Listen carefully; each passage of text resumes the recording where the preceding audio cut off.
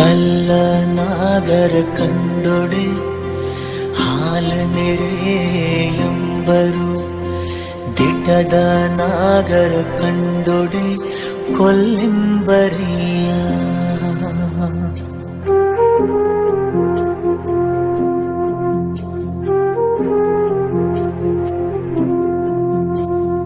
ಒಂಬ ಜಂಗಮ ಬಂದೊಡೆ ನಡೆಯೆಂಬರು, ಉಣ್ಣದ ಲಿಂಗಕ್ಕೆ ಬೋಣವ ಹಿಡಿಯೆಂಬರಯ್ಯ.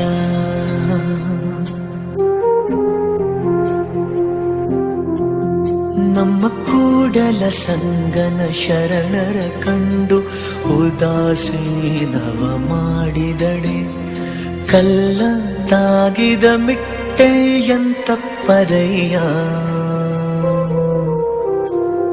ಕಲ್ಲ ನಾಗರ ಕಂಡೊಡೆ ಹಾಲು ನೆರೆಯೆಂಬರು, ದಿಟದ ನಾಗರ ಕಂಡೊಡೆ ಕೊಲ್ಲೆಂಬರಯ್ಯ. ಕೊಲ್ಲೆಂಬರಯ್ಯ, ಕೊಲ್ಲೆಂಬರಯ್ಯ.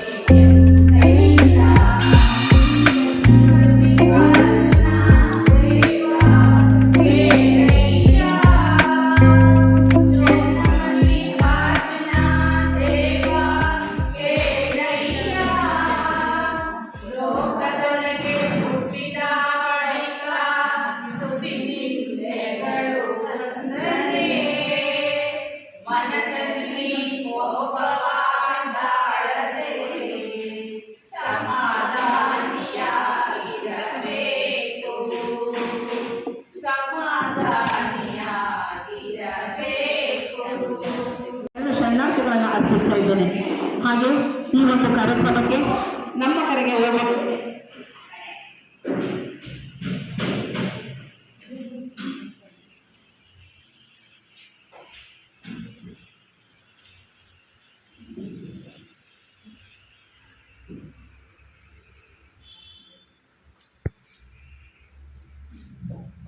ತಾವೆಲ್ಲ ಆಗಮಿಸಿದ್ದೀರಿ.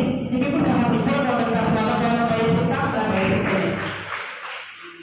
ಹಾಗೆಯೇ ಇನ್ನೊಬ್ಬರು ಪ್ರೀತಿಪರವಾಗಿ ಆಗಮಿಸಿರುವಂತಹ ಶರಣೆ ಶ್ರೀಮತಿ ಮಂಗಳವರಿಗೂ ಸಹ ಉಪಯೋಗವಾದಂತಹ ಸ್ವಾಗತವನ್ನು ಬಯಸುತ್ತೇನೆ.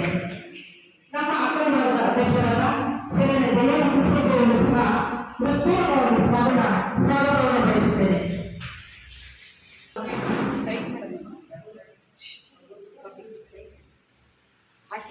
ಮಮತಾರವರು ಈ ದೇಶೀಯ ಅಡುಗೆಯ ರುಚಿಯನ್ನು ನೋಡಿ ಅದರ ತೀರ್ಪುಗಾರಿಕೆಯನ್ನು ನೀಡಬೇಕಂತ ಕೇಳ್ಕೊಳ್ತೀನಿ.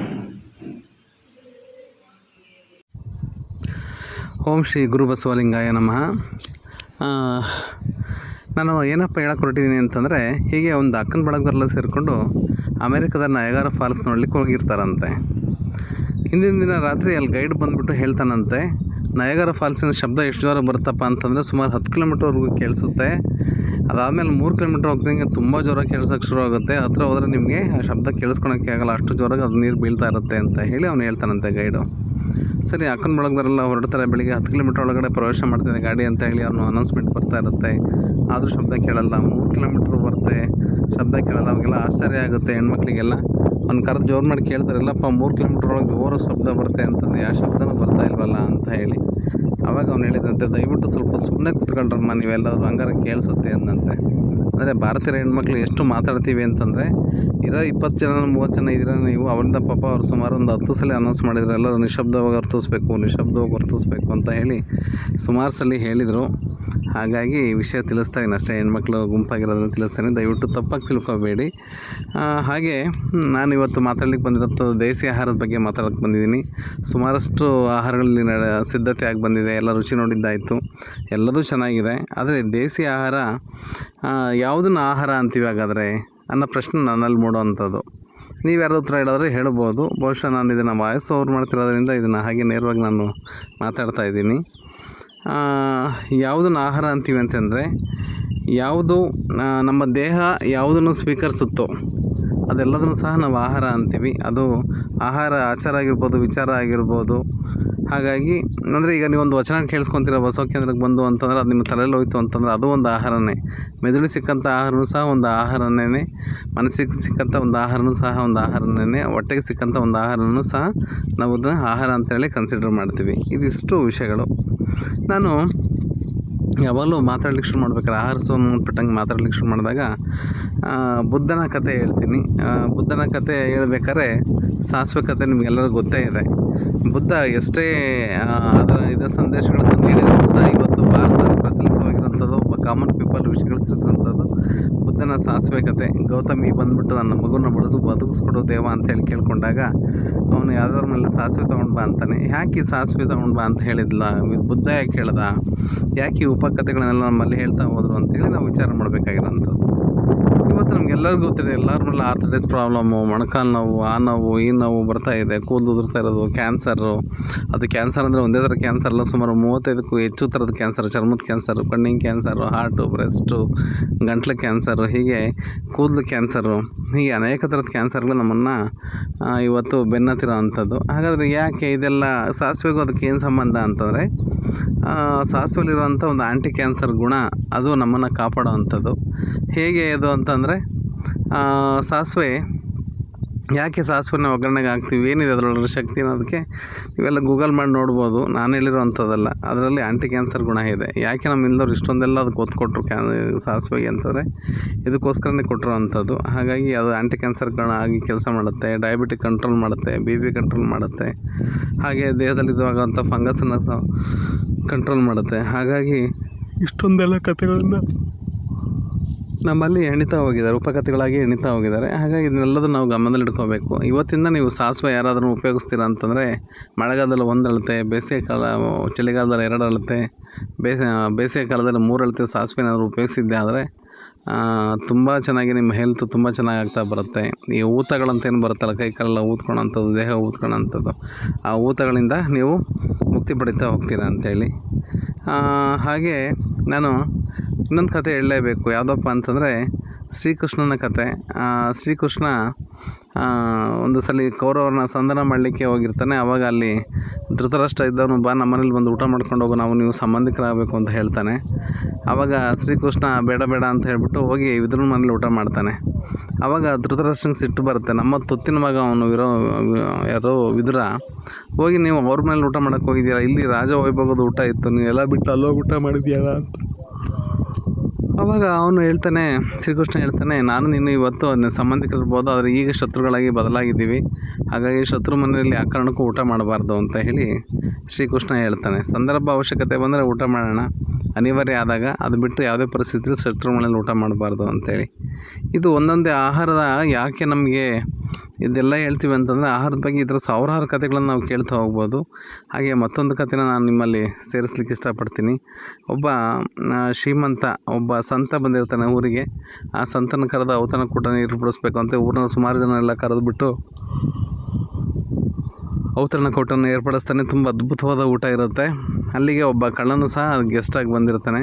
ಅವನಿಗೂ ಅದು ನೋಡ್ತಾ ಸಮಾರಂಭ ನೋಡ್ತಾ ಅವನಿಗೂ ಅನಿಸುತ್ತೆ, ನಾನು ಈ ಥರ ಊಟಕ್ಕೆ ಹಾಕಬೇಕು ನಾಳೆ ಈ ಸಂತನ ಕರೆದು ಅಂತ ಹೇಳಿ ಅವತ್ತು ರಾತ್ರಿ ಅವನೇನು ಮಾಡ್ತಾನೆ, ಒಂದು ಒಳ್ಳೆ ಶ್ರೀಮಂತರ ಮೇಲೆ ಕಳ್ತನ ಮಾಡ್ಕೊಂಡು ಬಂದು ಸಂತನಿಗೆ ಭಿನ್ನ ಆಗ್ತಾನೆ.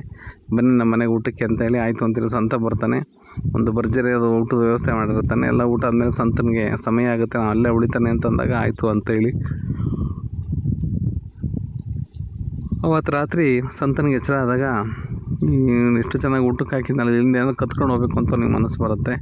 ಸರಿ ಅಂತೇಳಿ ಒಳ್ಳೆ ಒಂದು ಪಾತ್ರೆನ ನೋಡ್ಕೊಂಡು ಆ ಪಾತ್ರೆನ ಕತ್ಕೊಂಡು ಸಂತ ಅವ್ರಿಗೆ ಯಾರಿಗೂ ಹೇಳ್ದಂಗೆ ಗೊತ್ತಿದ್ದಂಗೆ ಬಾಗಿಲು ತಕ್ಕೊಂಡು ಅವನು ಹೋಗ್ಲಿಕ್ಕೆ ಶುರು ಮಾಡ್ತಾನೆ. ಸುಮಾರು ಹೋಗ್ತಾ ತಿರ್ಗಿ ಬೆಳಕರಿದ್ಬಿಟ್ಟು ಮಧ್ಯಾಹ್ನ ಆಗ್ತಾ ಸಂತನಿಗೆ ಅರಿವಾಗ್ತಾ ಹೋಗುತ್ತೆ, ನಾನು ಏಕೆ ಕದೀಬಾರ್ದಾಗಿತ್ತಲ್ಲ, ಇಷ್ಟೊಂದೆಲ್ಲ ನನಗೆ ಗೌರವ ಕೊಟ್ಟು ಕರೆದಿದ್ದಾರೆ, ಆದರೆ ನಾನು ಕದ್ಬಿಟ್ನಲ್ಲಪ್ಪ ಅಂತೇಳಿ ಅವ್ನು ಸಂತನಿಗೆ ಅನಿಸುತ್ತೆ.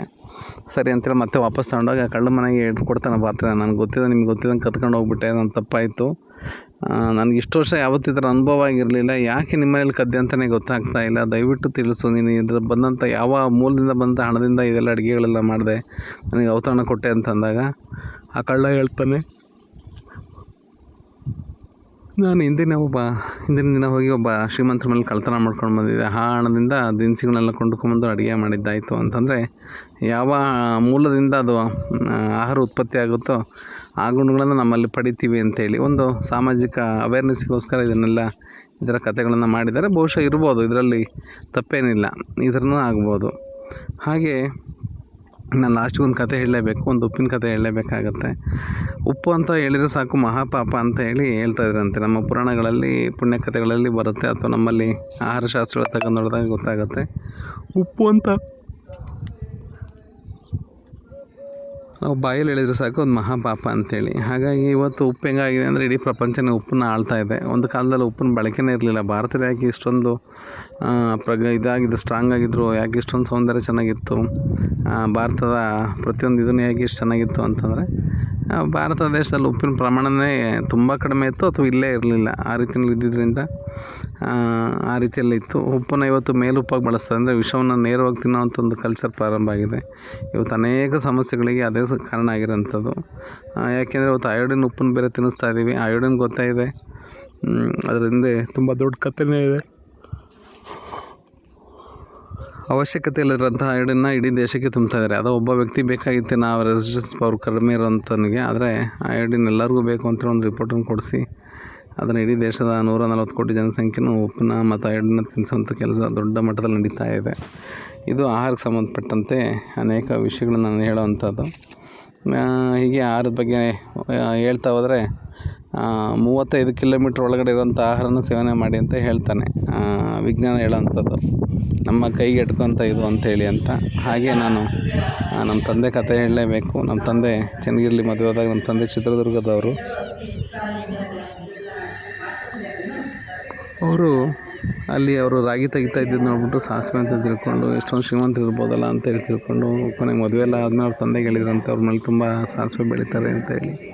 ನಮ್ಮ ತಾತನ ಕೇಳಿದ್ರಂತೆ, ಯಾಕೆ ಮೇಲೆ ಅಷ್ಟೊಂದು ಚೀಲಗಟ್ಟಲೆ ಸಾಸಿವೆ ಬೆಳಿತೀರಾ ಅಂತಂದಾಗ ಸಾಸಿವೆ ಇಲ್ಲ ಅದು ರಾಗಿ ಅಂತ ಹೇಳಿ. ಅಂದರೆ 60-40 ಕಿಲೋಮೀಟ್ರ್ ದೂರದಲ್ಲಿರೋಂಥ ಆಹಾರದ ಪರಿಚಯನೇ ಅವತ್ತಿನ ಕಾಲದಲ್ಲಿ ಇರಲಿಲ್ಲ. ಈ ಇದೆಲ್ಲ ಬೆಳೀಲಿಕ್ಕಿಂತ ಮುಂಚೆ ಆ ರೀತಿಯಲ್ಲಿ ನಮ್ಮ ಇಡೀ ಸಮಾಜ ಇತ್ತು.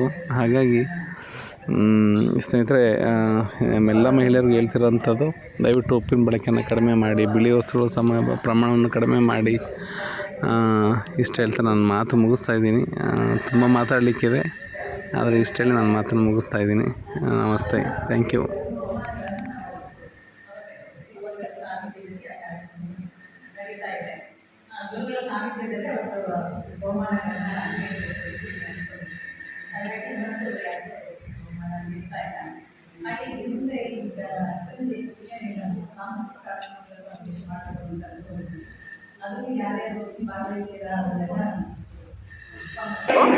ಆಮೇಲೆ ಬೆಲ್ಲನೂ ಪುಡಿ ಮಾಡಿ ಅದೊಂದು 5 ಕಪ್ ಆಗುವಷ್ಟು ಅದನ್ನು ಪುಡಿ ಮಾಡಿಟ್ಬಿಟ್ಟು ಆ ತುರಿ ಜೊತೆಗೆ ಸೇರಿಸ್ಬೇಕು.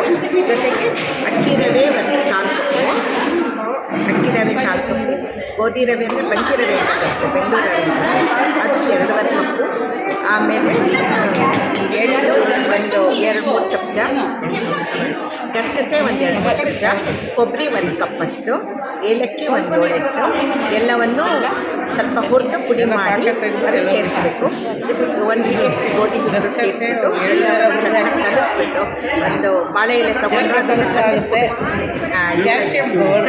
ಸ್ವಲ್ಪ ಮೆತ್ತಗಾಗುತ್ತೆ. ಅದನ್ನು ತೊಗೊಂಡು ಅದನ್ನ ಇಟ್ಬಿಟ್ಟು ಈ ಮಿಶ್ರಣ ಇರುತ್ತಲ್ಲ ಅದನ್ನು ತೊಗೊಂಡು ಈ ಬಾಳೆ ಒಳಗೆ ಹೀಗೆ ಕಟ್ಬಿಟ್ಟು ನಾವು ಫೋಲ್ಡ್ ಮಾಡಿ ಅದನ್ನು ಅದ್ರ ಮೇಲೆ ಒಂದು ಅರಿಶಿಣದೆಲ್ಲ ಇಟ್ಟು ಫೋಲ್ಡ್ ಮಾಡಿ ಅದನ್ನು ಇಡ್ಲಿ ಪಾತ್ರೆಯಲ್ಲಿ ಏನಿಟ್ಬಿಟ್ಟು ಉಗ್ಗಿ ಮೇಲೆ ಬೇಯಿಸ್ಕೊಬೇಕು. ಒಂದು 20-25 ನಿಮಿಷ ಅದನ್ನು ಬೇಯಿಸ್ಕೊಳ್ಬೇಕಾಗುತ್ತೆ. ಆಮೇಲೆ ಅದನ್ನು ಅದು ತೆಗೆದುಬಿಟ್ಟು ಅರಿಶಿಣದೆಲ್ಲ ತೆಗೆದು ತುಪ್ಪದಲ್ಲಿ ಹಚ್ಕೊಂಡು ತಿಂತೀವಿ.